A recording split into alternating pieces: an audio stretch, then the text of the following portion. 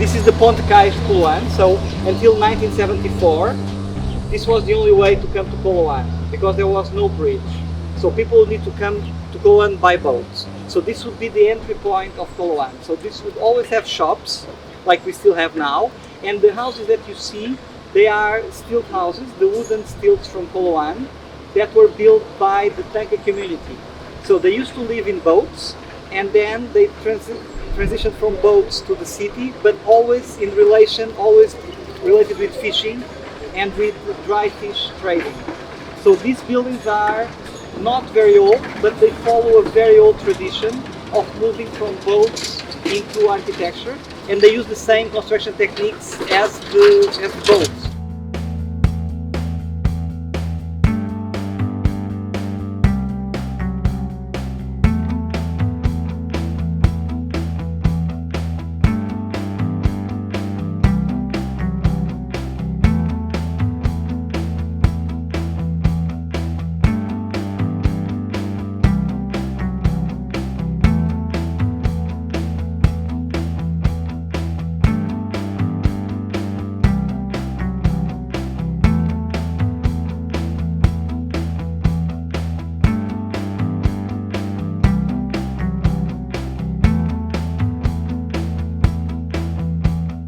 So we are at the Tamkong, at the gate of the Tamkong Temple, and this is the opera, the bamboo pavilion for the opera that will take place this weekend. So this part is a commercial part for stalls, and this changes every year. So this is the biggest configuration that we've seen so far. As you can see, this structure is the public space, and this fully occupies the public space, and this is the largest. So in the full capacity they can house 1,000 people. In the normal configuration, 800. And it's the one that has the largest span, so if you see the structure, it's quite sophisticated structure. And it's a combination between bamboo and wooden poles. And some elements they keep from year to year, these ones, and the key bamboo, the ones with the largest diameter, but then everything else is replaced every year.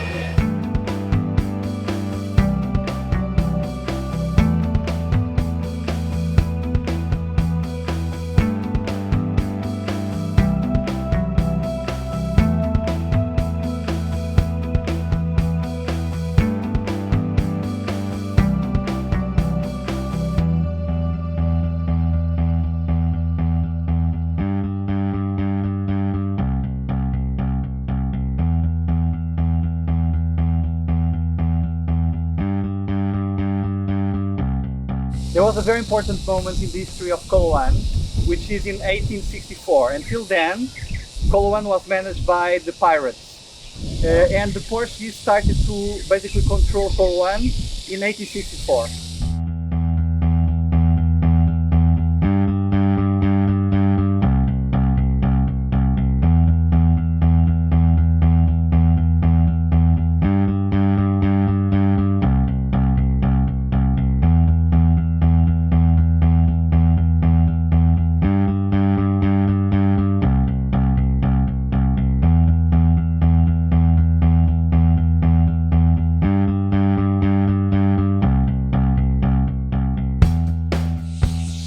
Okay, so this is the southmost part of Macau.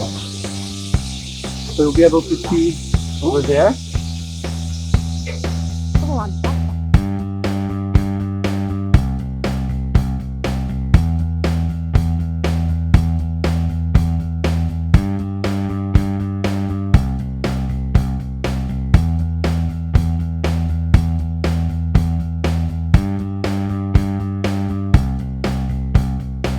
We saw one temple, and then we are going to the second temple. So this is the Kunyam. So it's a small building that encapsulates many of the details of traditional Chinese architecture. And then from the outside we have the traditional load-bearing walls, and we have the reliefs on top. These are elements that are traditional in Chinese architecture. So usually it has to do in religious buildings with the legend of the goddess that is depicted on the temple, and in civil architecture it shows the story of the clan. And it's quite detailed, so it's a combination of different wooden elements that are carved with some elements that are stucco elements, a small relief on the facade. So this style is not waterproof. So if you drop water, water will go through. So it will keep humidity and it will cool down the space. And then throughout the day, it will basically evaporate.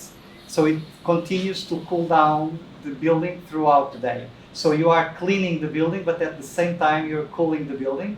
So it's a very efficient way, and it's something that we are no longer using, but it's a very sophisticated technique to cool down a space. So you wash it at night, and then throughout the day, it kind of releases, evaporates throughout the day.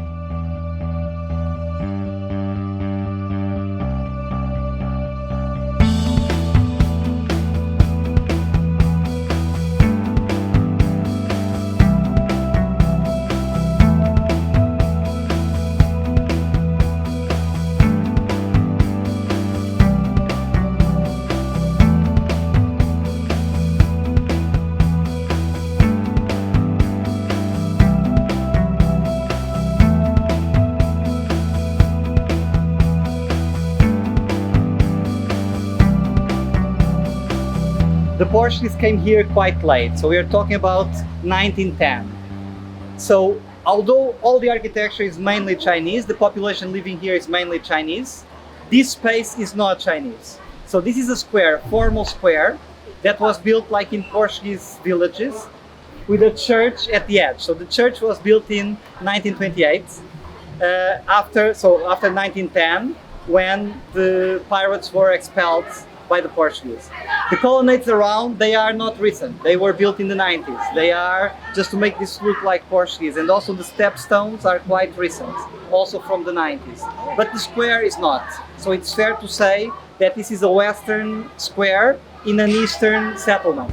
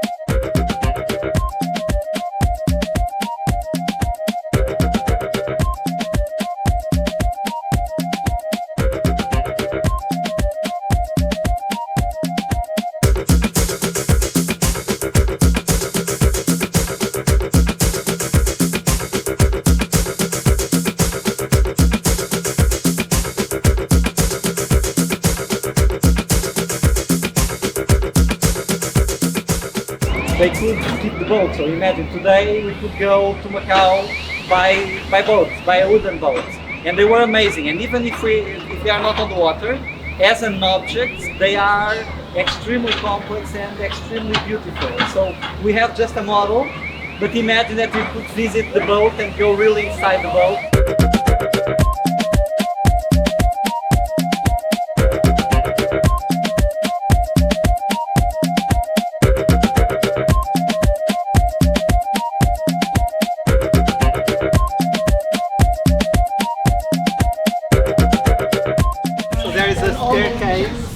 That goes up the hill, and then there is water, so there's minimum infrastructure. So how to build a new neighborhood? It's basically one main axis, creating these platforms where people then could build the houses on top.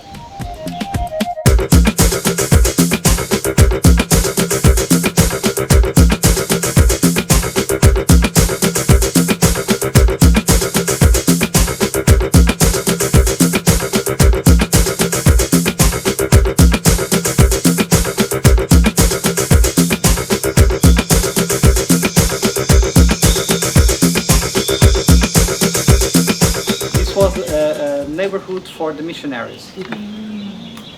And it was, so you were asking before if this is related with the shipyard. It's totally different. So what they were doing here is that these were really secluded villages. They would have their freedom within the village, but they would not connect so much with the other villages. Okay. So these communities would work as a kind of a separate clusters. Okay. Of course, there would be trade in the market.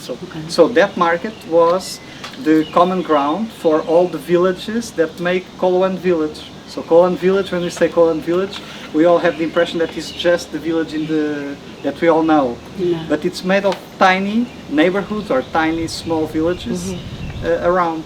And these people, so usually we have two kinds of villages, the farming ones, like this one, and then the ones that are more related with the fishermen. And both would go and would trade in the market, so they would meet. So the trade was the meeting point. Okay.